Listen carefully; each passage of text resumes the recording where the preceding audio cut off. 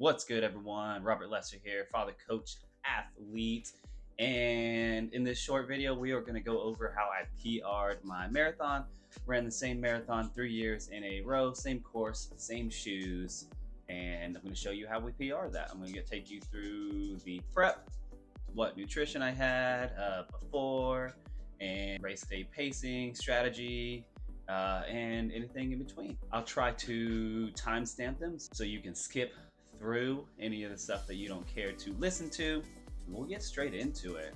Ran the Austin Marathon last week, third year to run it. First year I ran a 5:16. Pretty sad marathon there. I had very little run training. I was just getting into running 3 years ago. I trained for about 7 weeks with a week of taper, so maybe 6 weeks of running. That marathon was not good. Ran a 5:16 and it shows it. Came back next year on 2024, ran the same marathon, Austin Marathon, and ran a 3:50. Ran that in the same shoes. Not too bad. Still had a lot of work to do. Still lots of improvement.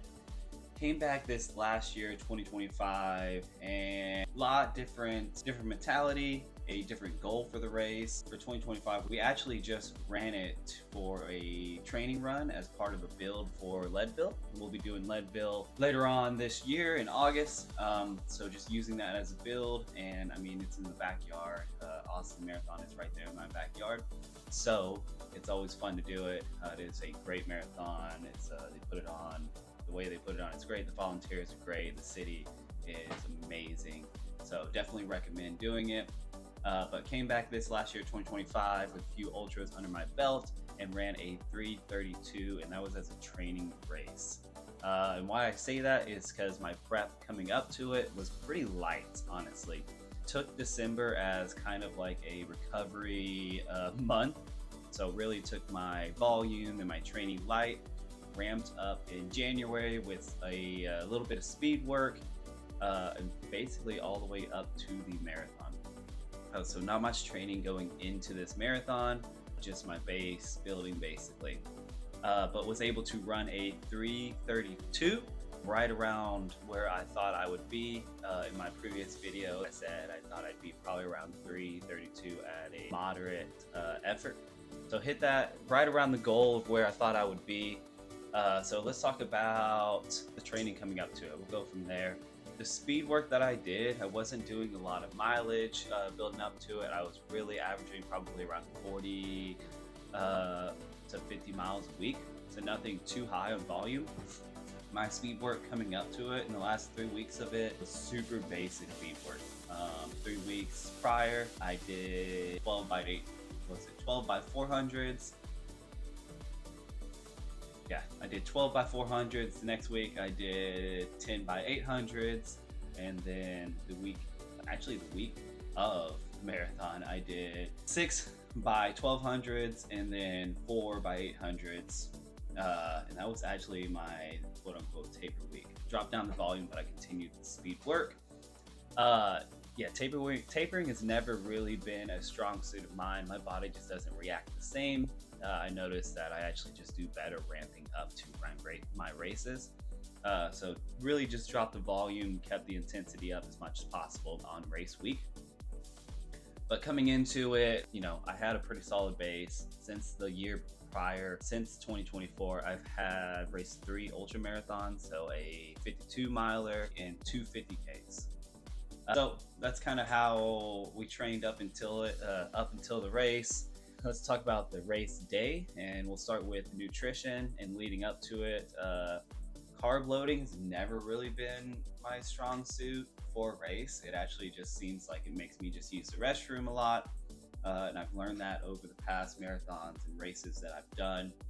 So for this one, I really just kind of, I did make sure to hit enough carbs, but it wasn't like I was overeating. I didn't care to gorge out and fill myself up, and it seemed to work out pretty well.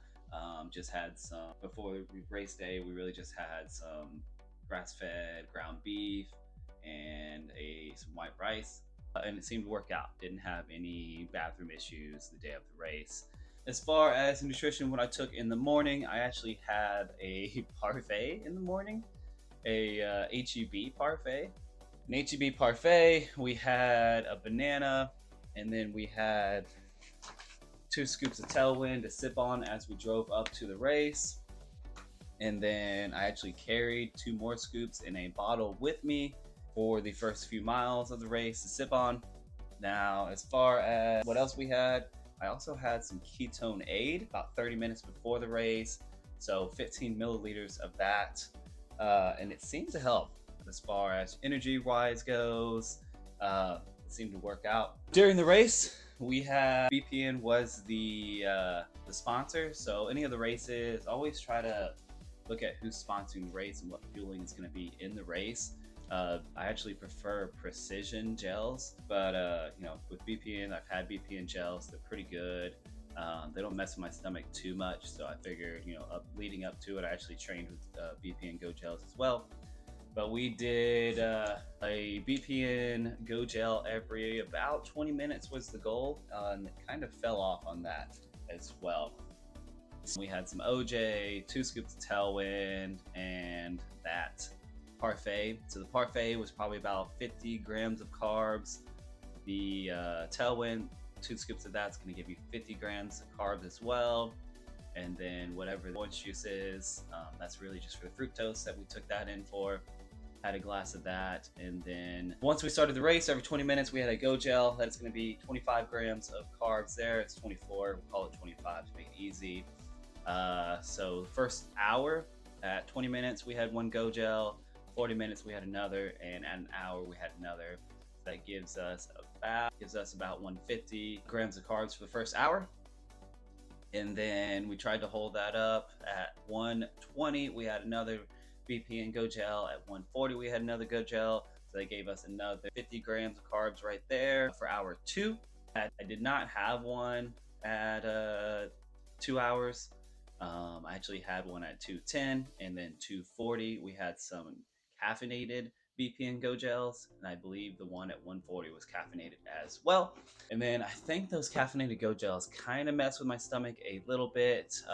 It was starting to feel a little wonky, so actually after 240 I didn't have anything else except for electrolytes up until the finish of the race. So that's how we stay fueled during the race. Pacing wise, started off really slow. Wanted to use this as a training run for the first 3 miles up Congress, because it is an uphill up Congress. I just kept it in zone 2, nice and easy. I have the pacing right here. So started out at 9:45, and then at 8:53, and then 8:22. Now coming back around, once we hit First Street, coming back down, we started picking it up. And my goal there was actually to catch up to the 3:30 group. Just to make it easier. There's a lot of headwind this year, so wanted to be in a pace group so I could kind of dodge that and stay behind them. So catching up to that pace group, the next 5 miles we had a 7:48, a 6:57, 7:09, 7:12, 7:22, and then at mile 9 we caught up to the pace group. From there we kind of just fell into pace. Got a 8:24, 7:57, 7:50, 7:37, 8:12, 7:57, 8:01. Kind of just hung around that up until mile 21. Now at mile 21, I stopped to fill up the water bottle I had and lost the pace group, and my pace kind of fluctuated from there. And that's where the race really started. So mile 21, pace went down to 7:49, went further back to 8:53, which is actually my slowest mile for most of the race. 8:39, and then 9:04, which I correct would actually be the slowest mile of the race. And then we finished the last mile with a 7:51. So my Garmin actually gave me 26.45 on the mileage, and a 3:31, 3:32 finish time. So as far as what I was wearing, I wore these same shoes each year. So same exact pair of shoes, same course, just improvement, right, y'all? So you can really see the improvement. I didn't go to a flatter course to get a PR here. We'll be doing that at the end of the year though, to hit that sub 3. I think it's very doable. So we'll be doing that. We'll probably get some different shoes as well. But overall, really proud with what we did. Let's talk about, how we PR'd that. It was really just, the base training, right? So throughout the year, I told you we hit three other marathons or three other ultras. So to do all that, right, there was a lot of training going into that. On those races, I didn't do a ton of speed work. I will be doing a lot more speed work leading up to Leadville, and a lot of hill work leading up to Leadville. Right now, we're actually in a micro or the next training block, which is 3 weeks of hills, and then we'll get back into some speed work, and then go back and forth from there. Now, as far as if there was any like setbacks, there was definitely, once I lost that pacing group, it was really hard to keep the pace. Started feeling tired. Definitely started feeling the race. On Cesar Chavez, definitely stopped one time and just picked it back up, but that's where that extra minute, if I wouldn't have stopped, definitely would have hit that 3:30 time. But I mean, there's those times where you're fighting through it. If you ran a marathon, you're watching this, and if you haven't ran a marathon, you're watching this, you're gonna hit those times where it is just a mental battle, right? That's what's so addicting about marathons, why people come back and do them again. It's because it's hard to put yourself in that place, but it feels really good to overcome that. So went through a little mental battle around mile 22, 23, coming down Caesar, and then finally just kind of pushed through that. Luckily there was a lot of people screaming at you in Austin to really cheering you on. So that was nice, and that definitely helped out. Now, why I think this is really, for me, pretty nice to not only PR, so why this is special is, we PR'd by about 18 minutes from last year's marathon, which is pretty big. And I think I have a lot more in the tank. So I really think that 3-hour marathon is going to be doable at the end of the year. And that's coming off so we're looking at an hour and 20-minute PR from 2023, and then another 18-minute PR from 2024. So really good gains there, guys. And it's really just consistency, right? Staying consistent throughout the year, trusting the process of your training. There's going to be ups and downs in it when you just feel great, and there's going to be other days when you just feel like dog shit. So you just have to push through those, and that consistency, like David Roach would say, is you're just building bricks. It's just another brick. Every day is just another brick. So if you're trying to PR your marathon, it's going to be consistency. It's going to be building those bricks. It's going to take the work, right? It's going to take maybe even getting a coach, whatever it might be, to help you be consistent in your training. That's going to be the first thing. And then really, just testing things out. Each one of these marathons, every one of these ultras, I've tried a different strategy. I've tried different fueling. I've tried different pacing. And I really felt dialed in. I really felt, taking it slow the first 3 miles and then getting after it the next to finish out the race really helped me. Worked out, trying to get those negative splits towards the end.